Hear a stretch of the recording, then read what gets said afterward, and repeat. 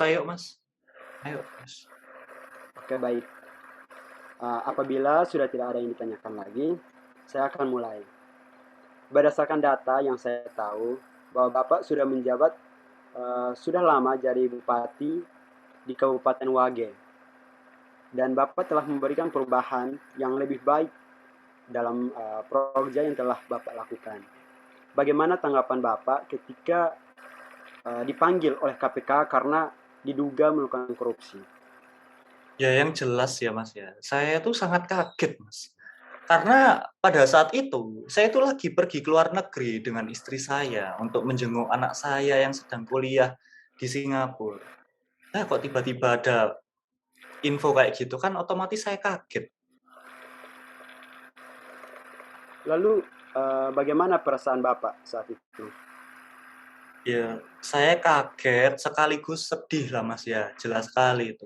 Kok bisa-bisanya gitu loh, saya ini dituduh melakukan korupsi. Dan saya dituduh itu juga bukan saya saja yang dituduh, kok istri saya juga. Padahal istri saya sama saya itu beda kantor. Saya kan di pusat kan nih Mas ya, saya kan kantor saya di pusat. Istri saya tuh di bagian administrasi penduduk kota. Kok bisa ikutan kena gitu loh. Jadi ya sampai sekarang saya masih kaget dan gak bisa terima sih Mas ini semua. Oke, lalu kalau begitu, apa yang Bapak dan istri Bapak lakukan ketika tiba-tiba dipanggil oleh KPK? Yang jelas ya Mas ya, namanya perempuan kan ya, istri saya tuh pasti nangis Mas. Nggak nyangka gitu kan. Lalu dia tuh tanya kepada saya, "Kenapa kita berdua itu bisa dipanggil sama KPK?" Gitu. Di sisi lain, saya tuh juga sedih. Tapi saya tuh harus menguatkan istri saya kalau kita berdua itu nggak salah gitu.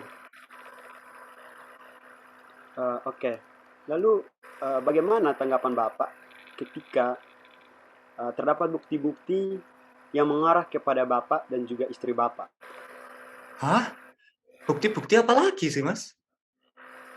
Oke, jadi gini, eh, berdasarkan data yang saya dapat dari KPK, di Heeh. situ terdapat ketidaksesuaian antara mutasi rekening kabupaten dengan anggaran tahunan yang dilaporkan. Nah, dari sini ditemui juga bahwa ada sejumlah aliran dana ke rekening Bapak dengan jumlah yang cukup besar, sebesar 4 miliar rupiah. Sik, Mas, sik, Mas, sik, Mas. Bentar, bentar. Mas ini dapat infonya dari mana sih? Oke, jadi informasi yang saya dapat ini dari KPK melalui pihak kepolisian, Pak. Enggak, Mas. Itu infonya sama sekali nggak benar, Mas. Saya nggak mungkin ngelakuin korupsi kayak gitu. Oke, kalau begitu kita bahas yang lain dulu sajalah. Apakah selama Bapak menjabat sebagai bupati, apakah sering muncul masalah besar? Ya banyak kan, Mas, ya tugas saya ya. Jadi saya kan, banyak tugasnya, itu ada bermacam-macam tugasnya. Yang saya itu harus mimpin orang, saya itu harus ketemu sama orang, terus dituntut oleh berbagai macam pihak, baik itu dari atasan, dari Pak Gubernur itu, terus juga dari rakyat, itu kan juga banyak Mas tuntutannya. Jadi saya tuh juga dengerin aspirasi rakyat juga. Jadi ya jelas kalau sebagai bupati itu nggak bisa lepas dari masalah. Ya ini salah satu masalahnya, masalah duit. Oh, oke, kalau boleh saya tahu, bagaimana cara Bapak bisa menghadapi masalah-masalah yang selama ini terjadi? Ya, saya tuh gini ya, Mas, ya, orangnya ya, saya tuh orang yang orientasi saya tuh pada keluarga, Mas, ya. Jadi kalau stres, kalau ada masalah apa-apa itu saya pasti larinya ke keluarga, family oriented gitulah. Ya, kalau dibilang kayak gitu. Jadi